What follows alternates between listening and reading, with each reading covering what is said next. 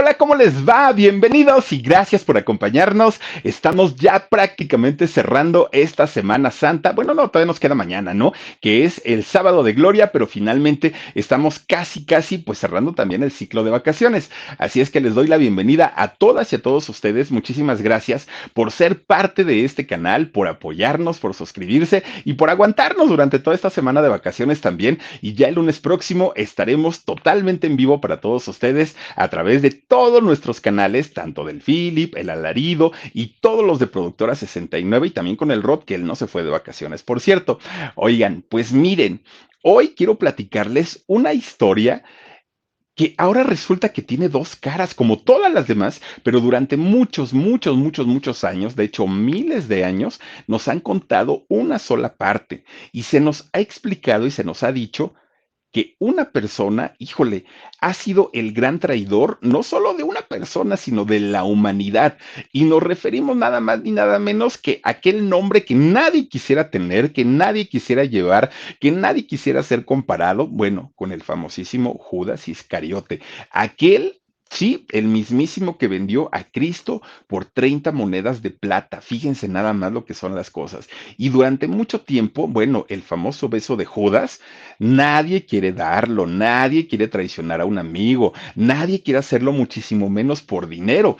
Y resulta que a este personaje se le ha relacionado con lo peor y con todas las bajezas humanas habidas y por haber a través de todos los años. Pero ¿será en realidad que fue Judas quien vendió a Cristo? Probablemente sí, probablemente no. ¿Quién pasa a ser este personaje tan controvertido y tan polémico en la historia del cristianismo? Miren, finalmente, versiones podemos escuchar y podemos escuchar muchísimas, pero resulta que teniendo obviamente la información, somos nosotros mismos quienes podemos tomar pues una versión como correcta o como real y sobre todo antes solamente se nos mostraba una parte.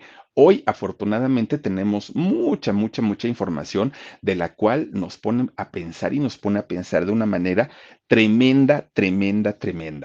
Vámonos a aquellos años, en la época de Cristo, en la época de nuestro Señor Jesucristo, justamente, cuando Él andaba predicando, cuando Él andaba en el desierto, cuando se dan toda esta serie de milagros que Él ejecutó durante su vida, o por lo menos durante los 3 últimos años de su vida, fíjense que existió un matrimonio conformado por Siborea y Simón Iscariote. Eran dos personas, obviamente de allá de Judea, que tuvieron un hijo. Y a este hijo le ponen Judas. Fíjense ustedes que el nombre de Judas en aquellos años era un nombre muy común. Era como Juan, por ejemplo, ¿no? Ahora aquí en México. Era como apellidarme Hernández, Cruz, ¿no? Que son apellidos muy comunes. Pues resulta que era este tipo de nombres los que se usaban mucho. De hecho, uno de los apóstoles justamente de Cristo fue también Judas Tadeo, que de Judas Tadeo también hay una historia bastante interesante y la llamita que tiene también ahí en su cabeza. Bueno, fíjense que este matrimonio, tanto de Siborea como de Simón Iscariote, ellos pertenecían a un grupo selecto de judíos que eran conocidos como sadoquitas. ¿Quiénes eran los sadoquitas?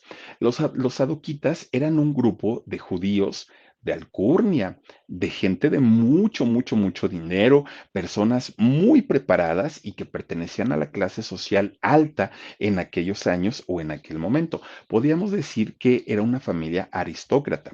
Bueno, pues resulta que ellos eran originarios de una ciudad, aunque fíjense que no está documentada, digamos, de manera oficial que esta ciudad haya existido, pero venían del pueblo de Keriot o Crayot allá en Judea. Bueno, pues resulta que cuando su hijo Judas estaba chiquito, se van de esta ciudad, de Cariot, y llegan a vivir a Jericó. ¿Se acuerdan que hasta hay una canción de en las batallas de Jericó, Jericó? Bueno, este lugar sí existió y sí está documentado que fue un lugar real, ¿no?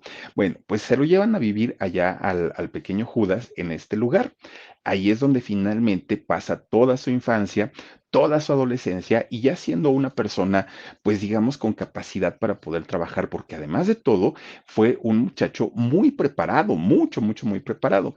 Él ayudaba en los diferentes negocios que tenía su padre.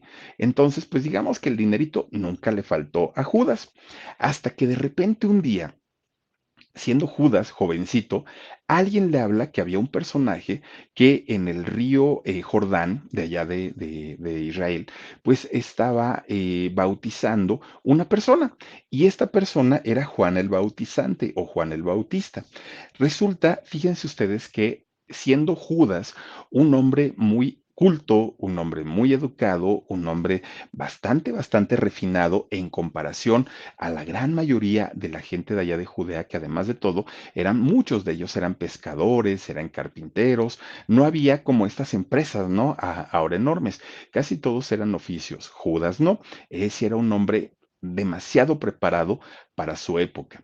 Pues resulta, fíjense ustedes que llega, ahí está, mire, Juan el Bautizante, que de hecho Juan también es quien bautiza a Jesús. Bueno, pues resulta que Juan le dice en aquel momento, ¿en verdad te quieres bautizar? No, pues que sí.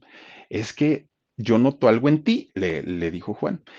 Y dice Judas, es que sabes que yo vengo a ti, maestro, yo vengo a ti, porque resulta que, mira, yo no me entiendo ni a mí mismo. Hay algo en mí que, pues, como que no cuadra, dijo Juan. Y dijo, ¿sabes qué, Juan? Perdón, ¿sabes qué, Judas? A mí me das la idea que no eres sincero ni siquiera contigo mismo, pero vamos a bautizarte y vamos a esperar pues que el bautismo tenga un efecto positivo en ti. Bueno, pues total. Nunca se sabe realmente, ahí está Juan bautizando justamente al Maestro Jesús. Fíjense que nunca se sabe cómo es que Judas Iscariote llega a ser parte de los 12 apóstoles de Jesús, siendo que era un hombre, para empezar, era un hombre preparado, pero además él había nacido en Creyot, esta ciudad, y tampoco, bueno, no había nacido en Judea como los demás apóstoles, y además venía de una clase social muy alta, y los apóstoles eran personas que no tenían cultura, que no tenían educación o formación académica, y que además de todo eran muchos de ellos iletrados, como lo señala también la Biblia, ¿no? Que eran del vulgo incluso, es decir, que venían de la extracción más popular en aquel momento de los judíos. Bueno, esa fue la razón o el motivo por la que nunca tuvieron una buena relación los 11 apóstoles con Judas Iscariote. Siempre lo vieron distinto, como el más creído, como pues diferente. Finalmente era un hombre distinto.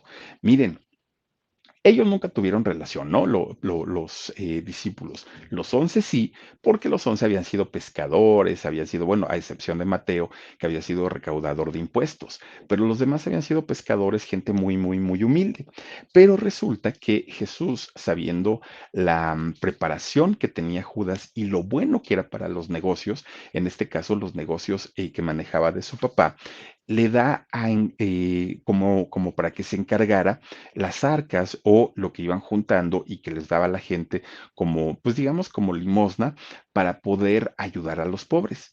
Jesús le dijo, pues tú te vas a dedicar a esto. Bueno, pues los judíos, bueno, los apóstoles, luego le empezaron a decir, ay, maestro, ya quita este Judas de ahí, porque mira, nomás está transando el dinero y no sé qué y no sé cuándo, siempre se beneficia. Bueno, pues que Juan Pazurita, ¿no? Que juntó dinerito y pues creo que ni entregó las casas, hagan de cuenta si no, siempre le estaban echando la aburridora a Judas. Pues total, fíjense ustedes que los apóstoles, los 11 apóstoles, decían siempre, maestro, ¿ya te diste cuenta que el diablo vive en Judas? Y Jesús no decía nada, pero siempre o sea, siempre era como ponerlo en contra y en contra y en contra, ¿no? De hecho, los cuatro evangelios canónicos, que son Mateo, Marcos, Lucas y Juan, esos cuatro evangelios apuntan siempre y hacen ver a Judas como el gran traidor, como el enemigo de la humanidad, como el que vivía el diablo en él. Bueno, lo ponen de lo peor como lazo de cochino, ¿no? De hecho, según los evangélicos canónicos, fue Judas quien lo entrega un jueves santo, estando Jesús en el jardín de Getsemaní, y estaba orando Jesús cuando llega Judas, le da el famoso beso, lo entrega y gracias a eso pueden aprenderlo y posteriormente viene todo el juicio y todo lo que ya conocemos después. Bueno, lo entrega a los sumos sacerdotes, ya sabemos toda la historia, ¿no? Pero miren, una vez que se consuma esta traición y que le entregan a Judas las 30 monedas de plata, los sumos sacerdotes, fíjense ustedes que según el Evangelio de Mateo, lo que sucedió es que a Judas le entra un remordimiento tremendo, tremendo, tremendo, y entonces lo que hace es que intenta devolver estas monedas de plata, que en aquel momento sí era una fortuna, ¿eh? Y lo intenta regresar, pero los sumos sacerdotes ya no se lo reciben. Dijeron, no, no, no, mijito, ya lo vendiste y lo caído, caído, ¿no? Entonces, pues ya vete para tu casa y disfruta de tu dinero. Y entonces Judas agarra la bolsita con las 30 monedas y la avienta para dentro del templo. Bueno, se va para su casa Judas y se ahorca en un árbol. Eso es lo que cuentan los evangelios, ¿no? Que posteriormente los sumos sacerdotes recogen las monedas de plata y fíjense que primero pensaron en regresar ese dinero a las arcas, es decir, a la cajita de las limosnas, pero después uno de ellos dijo, no, porque ese dinero está manchado con sangre y con sangre de un malhechor, ¿no? Porque a Jesús por eso lo crucificaron. Bueno, pues resulta entonces que lo piensan los sacerdotes que vamos a hacer con ese dinero, pues es un buen dinerito. Miren, lo que hacen finalmente es comprar un terreno. Compran un terreno al que le pusieron el campo del alfarero y lo compran con la intención de que en este lugar pudieran ser sepultados los extranjeros para que no se mezclaran con los judíos. Recordemos que los judíos, pues de toda la vida siempre han sido y según ellos son el pueblo elegido de Dios. Entonces no se mezclan con la gente. Hay comida especial hasta el día de hoy para los judíos, agua especial, ¿no? El famoso kosher, se mantienen ellos como muy alejados de las demás personas. Compran este terreno que posteriormente le llamaron como Aceldama o campo de sangre, y ahí es donde enterraban a quienes no eran judíos. Bueno, pues miren, finalmente también según los evangelios, Judas, una vez que estaba colgado del árbol, la cuerda de donde estaba colgado se rompe. Judas cae y cae de cabeza encima de una piedra y su cuerpo se rompe. Su cuerpo ¿cómo se puede llamar? Pues como que se truena, ¿no? Se explota. Y entonces las vísceras de Judas salen volando para todos lados. Y de esta manera, al Judas haberse él mismo atentado contra su propia vida, pues resulta que cae en uno de los pecados más graves para el cristianismo y se condena de esta manera, a diferencia de Pedro, que Pedro también cayó en pecado al haber negado a su maestro en 3 ocasiones antes de que cantara un gallo, pero Pedro sí se arrepintió, tan se arrepintió que miren, se fue derechito para allá arriba y ahora ya es el que tiene las llaves del cielo, ¿no? Nada más para que se den ustedes una idea. Bueno, pues total, fíjense que una vez que pasa todo esto, Judas queda maldecido y los textos canónicos lo que nos han enseñado a lo largo de la historia es que Judas fue la perdición de Cristo y que Judas fue el gran traicionero. Sin embargo, también a través de todos los años, hay personas que son expertos en la religión, que son gente que saben y que han estudiado las letras y sobre todo las letras de la antigüedad, que ellos dicen que a través de pues la lectura, de la comprensión y del estudio tan a fondo que le han hecho, es que fíjense que ellos dicen que han tenido que ser muy objetivos para poder llegar a ciertas conclusiones, como cuáles. Fíjense ustedes que ellos descubren que los 4 evangelios canónicos están cargados como de prejuicios y de opiniones personales de los autores. Además de que ellos, tratando de exaltar muchísimo la figura de Jesús, tenían que poner en la historia a uno bueno y a uno malo, ¿no? Y en este caso ponían a Jesús, claro, como el gran maestro que es, pero a Judas lo ponían como lo peor de lo peor de lo peor. Y que además de todo, en ninguno de los evangelios hay ningún registro de palabra alguna de Judas Iscariote. No hay registro de algún tipo de defensa que él haya dicho o que él haya hecho para tratar de justificar sus sus actos. Fíjense ustedes que, según lo que muchos historiadores comentan, es que todo se acomodó para poner de lo peor a Judas, ¿no? Pues fíjense ustedes que resulta que en el año 2006 National Geographic está, pues, que es una industria, ¿no? Finalmente, saca un documental abordando el tema del famosísimo Evangelio de Judas, un escrito que nos cuenta una historia totalmente diferente a lo que conocemos. Fue un documento que fue rescatado en Egipto en los años 70 y este escrito o este Evangelio anduvo rodando durante mucho tiempo en manos de traficantes de antigüedades, entre coleccionistas, entre personas pues que ya saben, ¿no? Como que están muy apasionados con estos temas y resulta que hasta que finalmente lo pueden rescatar para poder darle, ¿no? Una interpretación o una lectura. Bueno, resulta que ahí vienen muchas revelaciones sobre Jesús y sobre Judas. De hecho, fíjense ustedes que este escrito proviene de una doctrina llamada gnóstica y resulta que esta es como un tipo de enseñanza que va totalmente distinta o totalmente diferente al concepto que nosotros tenemos de lo que conocíamos como la vida de Jesús y la vida de Judas. Está escrito en un idioma llamado copto y este idioma copto tiene como raíces egipcias, pero utilizan el alfabeto griego. Bueno, pues resulta que le hacen pruebas, ¿no? De antigüedad con carbono 14 y este tipo de situaciones y descubren que este escrito fue realizado por ahí del año 300 después de Cristo. Este evangelio, los cristianos lo consideran como apócrifo, como un escrito que no pertenece a las Sagradas Escrituras y de hecho no lo reconocen en lo absoluto. Bueno, pues en este escrito lo que se menciona es que Judas era el apóstol favorito de Jesús, cuando en los textos canónicos se dice que el consentido, que yo pienso que ni siquiera yo creo que Jesús tenía un consentido, pero bueno, en los canónicos dicen que su apóstol amado era Juan, que era el menor, pero en este texto de Judas dice que él era el consentido y que sí, efectivamente, entregó al maestro que entregó a Jesús, pero como parte de un plan acordado entre él y Jesús. ¿Por qué? Porque Jesús quería librar su cuerpo digamos, su espíritu de su cuerpo para poder regresar al cielo con su Padre. Y que cuando Jesús se lo propuso a todos sus apóstoles, todos le dijeron, no, maestro, ¿cómo crees? No, tú no te mereces esa muerte, no, maestro, porque ellos lo veían desde el punto de vista terrenal. Pero el único, según este evangelio, que sí entendió las ideas de Jesús fue Judas, quien dijo, maestro, no te preocupes, yo lo hago.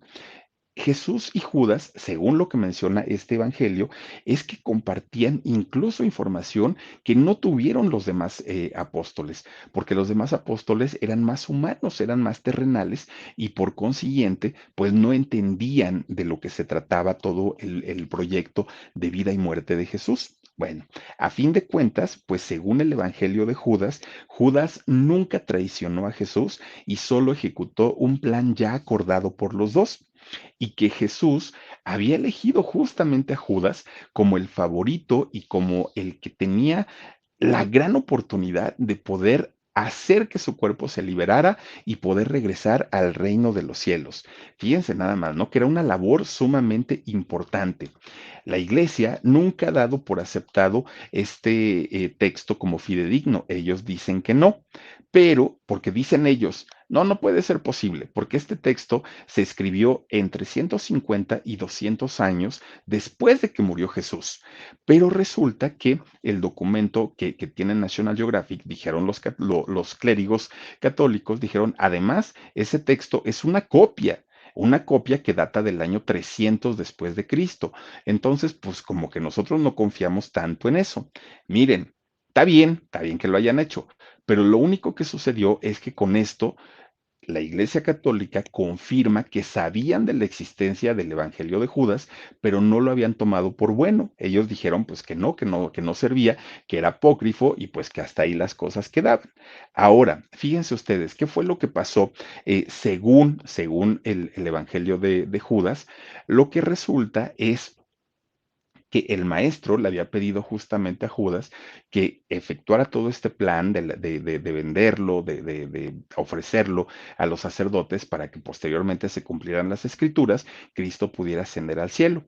Pero la idea de Judas no era esa, porque Judas no veía a Cristo como un Mesías, no lo veía como una figura religiosa. Judas lo veía como un líder, pero un líder político, un líder social, un líder que iba a librar a los judíos del yugo de los romanos. Entonces, lo que, según el Evangelio de Judas, lo que él quiso hacer es llevar al límite a Jesús para que en el último minuto Jesús realizara un milagro y con eso demostrara que él efectivamente era el Hijo de Dios y pudieran levantarse ahora sí con el rey como él lo había soñado desde un principio. Pues miren, resulta que según lo que decía Judas, es que Cristo, al ser una figura pública, ¿no? En aquellos años, era un hombre que todos los días, pues, oraba en las sinagogas, oraba incluso en los pozos, predicaba todo el tiempo. Decía, yo no tenía ninguna necesidad ni de haberlo vendido, ni de haberlo traicionado. Entonces, esa parte de que yo lo traicioné, pues así como así, no. Ahora, dinero tampoco necesitaba porque Judas era un hombre que tenía lo suficiente económicamente y aunque 30 monedas de plata en aquel momento sí era una fortuna, pues en realidad lo que comentaba Judas es que pues no lo veía él como un negocio porque no lo necesitaba y con los negocios de su padre podía generar mucho más dinero de lo que le habían ofrecido en aquel momento. Entonces, él de alguna manera, o lo que el Evangelio de Judas justifica el por qué se ahorcó Judas y posteriormente cayó al vacío, es que Judas lo quiso llevar, como les digo, al extremo, ¿no? A Jesús y que en el último momento se arrepintiera, hiciera un milagro y se salvara a él y salvara a todo su grupo de apóstoles. Pero resulta que como no lo hizo y efectivamente fue llevado a juicio, pues que Judas se sintió muy mal por eso y es que se ahorca. Según esto es la versión de el Evangelio de Judas. Entonces, pues son dos historias totalmente distintas, totalmente diferentes y a Judas lo cierto es que al día de hoy se le sigue viendo como el símbolo de la traición. Miren, por ejemplo, hay lugares en donde está prohibido que a un niño se le bautice con el nombre de Judas. A las cabras, por ejemplo, que van hacia el matadero, siempre hay un líder, ¿no? En las cabras que va caminando adelante y todas las cabras lo van siguiendo. A esa cabra se le llama el Judas. O sea, imagínense a qué punto es considerado este nombre porque lo tenemos muy ubicado como la traición o como el traicionero o como el chismoso o como el que vendió al maestro. Entonces, eso es lo que nos han enseñado durante mucho tiempo, pero ahora con este documento de llamado el Evangelio de Judas nos cambia la historia. ¿Qué tan real o no real pueda ser en comparación con los evangelios canónicos? Ese ya es asunto pues como de cada uno, ¿no? Evaluarlo, leerlo, checarlo, compararlo y finalmente cada uno pues puede tomar cierto lado hacia alguna de las dos partes, pero creo yo que siempre es interesante conocer estas dos historias, ¿no? Y no solamente irnos con una sola. Probablemente su visión de ver a Judas no cambie, pero finalmente ahora conocemos una parte distinta, una parte diferente y se las quería presentar justamente en un viernes de Dolores a través de este canal que se llama El Philip. Y bueno, pues ahí está la historia de un Judas Iscariote. ¿Sería el gran traidor o no lo sería? Miren, pues ahora sí que quién sabe. Así como están las cosas, uno ya desconfía absolutamente de todo y de todos. Pero bueno, oigan, pues les quiero agradecer muchísimo, muchísimo que se hayan conectado con nosotros, que nos hayan acompañado durante toda la semana en estas transmisiones, que miren, pues tratamos de llevarles contenidos que tuvieran mucho que ver con la Semana Santa, pues más que hablar ahora de celebridades, pues hablamos de estos temas que creo yo que también son importantes. Ojalá les hayan gustado, ojalá los hayan visto y de no ser así, pues ahí quedan en el canal y en algún momentito, ojalá nos hagan el favor de verlos. Cuídense mucho, descansen rico, yo los espero próximo lunes a través de nuestro canal de Productora 69 y de sus cuatro canales siguientes a nuestro en vivo de En Shock, en vivo y a las 10:30, canal del Philip. Cuídense mucho, descansen rico y nos vemos hasta el lunes. Adiós.